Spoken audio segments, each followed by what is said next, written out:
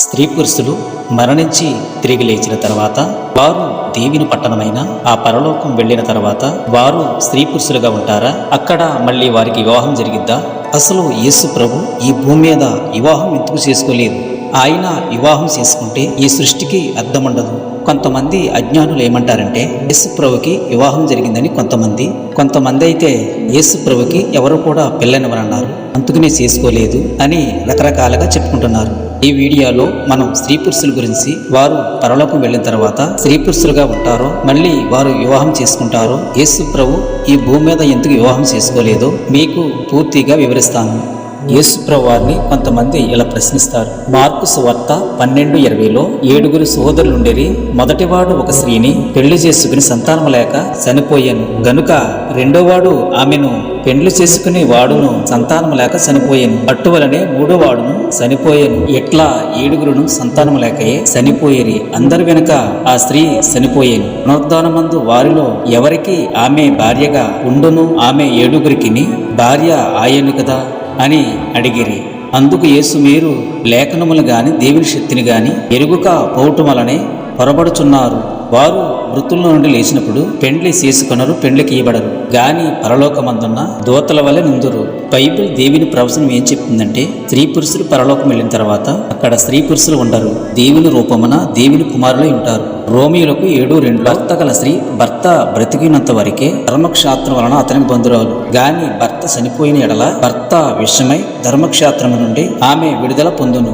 ఇది దేవుడు పెట్టిన ఒక నిబంధన. ఒక పురుషుడు స్త్రీని వివాహం చేసుకున్న తర్వాత వాళ్ళ తల్లిదండ్రులను, రక్త సంబంధికులను విడిచిపెట్టి తన భర్తతో జీవిత కాలమంతా ఆ పురుషుడితో ఉంటుందంటే అది మానవులు పెట్టింది కాదు, దేవుడు పెట్టిన ధర్మక్షేత్రము. అసలు ధర్మక్షేత్రం అంటే స్త్రీకి పురుషుడికి వివాహం జరిగినప్పుడు వారిద్దరిని దేవుని మీద ప్రమాణం చేయమంటారు. అలాగే రాజ్యాంగం ప్రకారంగా వారిద్దరు సంతకాలు పెడతారు.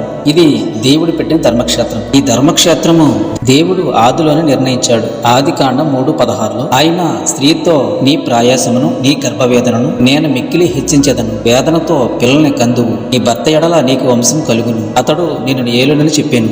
దేవుడు ఈ లోక ఏర్పాటును బట్టి వారిని స్త్రీ పురుషులుగా పుట్టించడం జరిగింది. వారు మరణించి పరలోకం వెళ్ళిన తర్వాత దేవుని వారసత్వమై దేవుని కుమారులుగా ఉంటారు. ఇందాక మీకు చెప్పాను కదా, రోమియోలకు 7:2లో భర్త కలిసి భర్త బతికినంత వరకే అతనికి బంధురాలని, భర్త మరణిస్తే ఆమె స్వతంత్రాలై ఆ పరలోక రాజ్యంలోకి దేవుని కుమారులుగా వెళతారు. అక్కడ స్త్రీ పురుషులు ఉండరు. మార్కు 12:25లో మొదటిలోనే మీకు వివరించాను. వారు మృతుల్లో నుండి లేచినప్పుడు పెండ్లి చేసుకొనరు, పెండ్లికి ఇవ్వబడరు, పరలోకమందున దూతల వలె ఉంటారని దేవుడు ప్రవచనంలో రాయించాడు. కొంతమంది యేసు ప్రభు వివాహం చేసుకున్నారు, కొంతమంది ఆయనకు పిల్లనివ్వలేదు. ఇలాగా ఆయన్ని ఎగతాళి చేస్తున్నారు. ఆయన వివాహం చేసుకునటానికి ఆయన మానవుడు కాదు. మానవులు ఈ లోక ఆలోచన బట్టి అలా మాట్లాడుతున్నారు. ఆయన వివాహం చేసుకుంటే ఈ సృష్టికి సమాధానం ఉండదు, పరలోకానికి అర్థం ఉండదు. ప్రతి మానవుడు ఈ బైబిల్ చదివి నిజం తెలుసుకోవాలి. ఈ లోక ఆలోచన బట్టి మనం మాట్లాడకూడదు. ఈ లోక ఏర్పాటు వేరు, పరలోక ఏర్పాటు వేరు. ఈ లోక ఏర్పాటును బట్టే దేవుడు స్త్రీ పురుషులుగా పుట్టించాడు. పరలోకంలో స్త్రీ పురుషులు ఉండరు. బైబిల్ లేఖనములు చెప్తున్నాయి. ఇది నమ్మిన వారు కామెంట్ చేయండి.